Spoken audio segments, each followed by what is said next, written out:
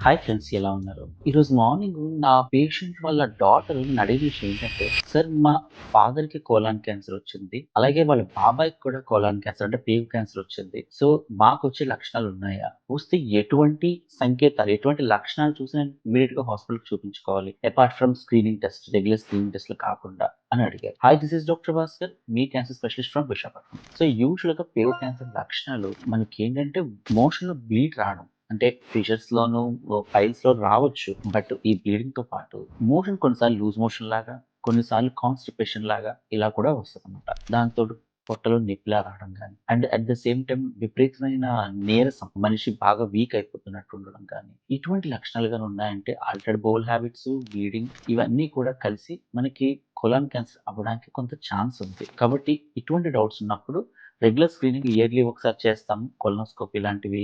But అది కాకుండా మీరు ఇమ్మీడియేట్‌గా డాక్టర్‌కి ప్రెజెంట్ అయితే అప్పుడే మీకు టెస్ట్ చేసి ఇది డిటెక్ట్ చేయడానికి అవకాశం ఉంటుంది. ఇలాంటి ఇన్ఫర్మేషన్‌ని మీ ఫ్యామిలీ మెంబర్స్‌లో గాని ఎవరికైనా చూసినట్టు అనిపిస్తే ఇమ్మీడియేట్‌గా డాక్టర్‌ని అప్రోచ్ అవ్వండి. వీలైతే ఇన్ఫర్మేషన్ ఎక్కువ మందికి పాస్ ఆన్ చేయండి. Thank you.